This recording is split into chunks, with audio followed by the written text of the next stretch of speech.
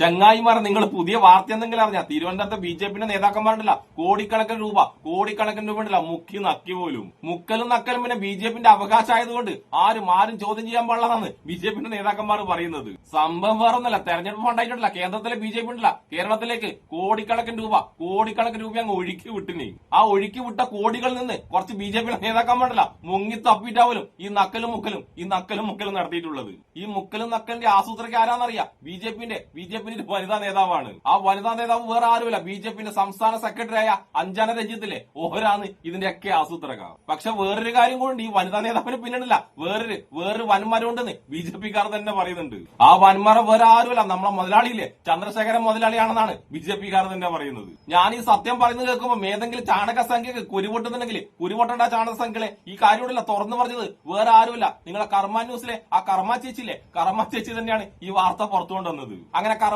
ചേച്ചി പുറത്തു കൊണ്ടുവന്ന വാർത്ത ആയതുകൊണ്ട് ചാണക സംഖ്യ കിട്ടില്ല, ഈ വാർത്ത വിശ്വസിച്ചേ പറ്റൂ. കർമ്മ ന്യൂസിൽ ഇല്ലാത്ത വാർത്ത കൊടുക്കുമ്പോൾ നമ്മളൊക്കെ പരാതി പറയുമ്പോൾ എല്ലാ ചാണക സംഖ്യകൾ എന്താ പറയുന്നറിയാം? കർമ്മ ന്യൂസിലെ കർമ്മ ചേച്ചി ഒരിക്കലും കള്ളം പറയില്ല എന്നാണ് ചാണക സംഖ്യകൾ പറയാറ്.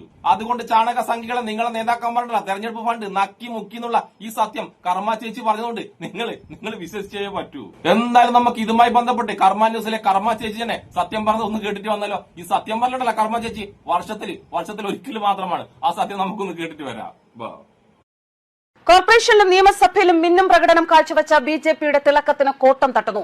സംസ്ഥാന ബി.ജെ.പിയിലെ സാമ്പത്തിക തട്ടിപ്പ് വിവാദത്തിൽ നടപടിക്ക് കേന്ദ്ര നേതൃത്വം ഒരുങ്ങുന്നതായി സൂചന. വെറുതെ കിട്ടുന്ന കോടിക്ക് കോടികൾ തട്ടിയ സംസ്ഥാന നേതൃത്വം മറുപടി പറയേണ്ട സാഹചര്യമാണ് ഇപ്പോൾ ഉള്ളത്. തിരഞ്ഞെടുപ്പ് ഫണ്ട് ദുരുപയോഗം നടന്നു എന്നതിന്റെ പേരിൽ ഇപ്പോൾ ബി.ജെ.പി സംസ്ഥാന അധ്യക്ഷൻ രാജീവ് ചന്ദ്രശേഖർ ഉൾപ്പെടെ പല നേതാക്കന്മാരും പ്രതിക്കൂട്ടിലാവുകയാണ്.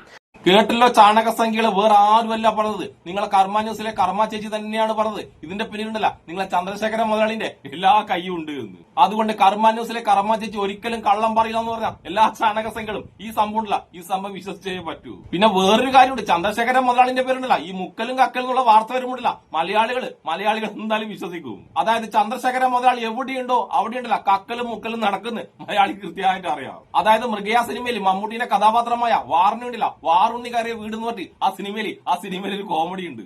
അതുപോലെ ഇപ്പോഴത്തെ ടോക്ക് എന്താണെന്നറിയാം? ചന്ദ്രശേഖര മുതലാളിക്കറിയ പാർട്ടി എന്നാണ് ഇപ്പോഴത്തെ ടോക്ക്. ഞാൻ ഈ പറഞ്ഞതിന്റെ അർത്ഥം എന്താണെന്ന് ഏറെക്കുറെ എല്ലാവർക്കും മനസ്സിലായല്ലോ.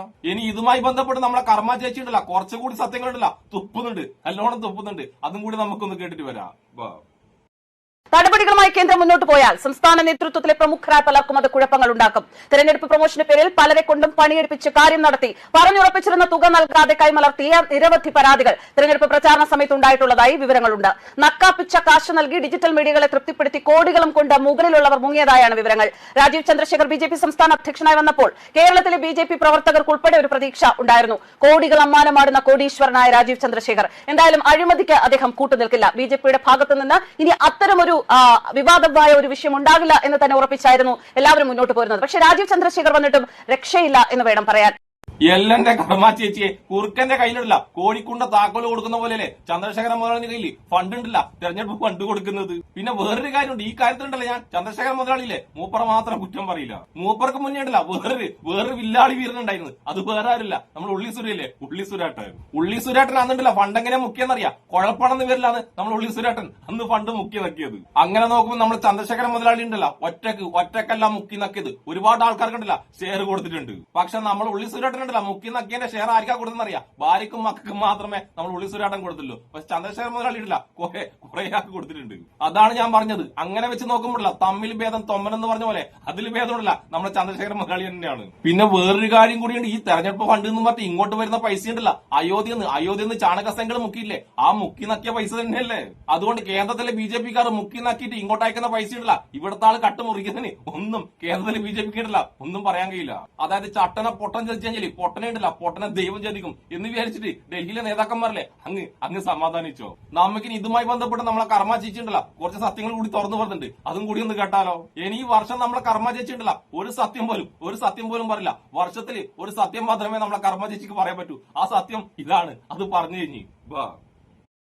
കേന്ദ്ര നേതൃത്വം ശക്തമായ നടപടികളുമായി മുന്നോട്ട് വരുമ്പോൾ ഉണ്ടാക്കിയെടുത്ത ആ ഒരു തിളക്കം കേരള ബി.ജെ.പിയുടെ സൽപ്പേര് അത് കാറ്റിൽ പറക്കുകയാണ്. കേരളത്തിന്റെ നിയമസഭയിൽ 3 BJP അംഗങ്ങൾ ഒരേ സമയം ഇരിക്കുമ്പോഴാണ് ഇത്രയും വലിയ സാമ്പത്തിക തട്ടിപ്പ്, അതും സംസ്ഥാന BJPയിലെ സാമ്പത്തിക തട്ടിപ്പ്. അതിൽ ഒരു കൊടി വാങ്ങി എന്നതിന്റെ പേര് മാത്രം ഏതാണ്ട് 1.5 കോടി രൂപ, അതായത് സൗജന്യമായി 1.5 കോടി.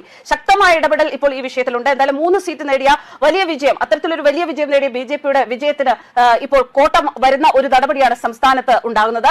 പാർട്ടി കൊടി സംസ്ഥാനത്തിന് ലഭിക്കുന്നത് കേന്ദ്ര നേതൃത്വം സൗജന്യമായാണ്. ആ കൊടിക്കാണ് 1.5 കോടിയുടെ ബില്ല് ഇതിന് ചുമതല ഉണ്ടായിരുന്ന അഞ്ജന എന്ന വ്യക്തി വ്യാജ ബില്ല് നൽകിയത് എന്നാണ് അറിയുന്നത്. അതോടുകൂടിയാണ് തട്ടിപ്പ് പുറത്തു വന്നത്. മറ്റൊരു സംസ്ഥാന സെക്രട്ടറി കൂടി ഈ അന്വേഷണ പരിധിയിൽ ഉണ്ട് എന്നാണ് സൂചന. വരും ദിവസങ്ങളിൽ ശക്തമായ നടപടി ഉണ്ടാകുമെന്നറിയുന്നു. പ്രധാനപ്പെട്ട നേതാക്കൾ ഇതിന്റെ പേരിൽ പ്രധാനപ്പെട്ട നേതാക്കളെ വരെ മാറ്റിക്കൊണ്ടുള്ള നീക്കത്തിനും BJP തയ്യാറെടുക്കുകയാണെന്നാണ് അറിയുന്നത്.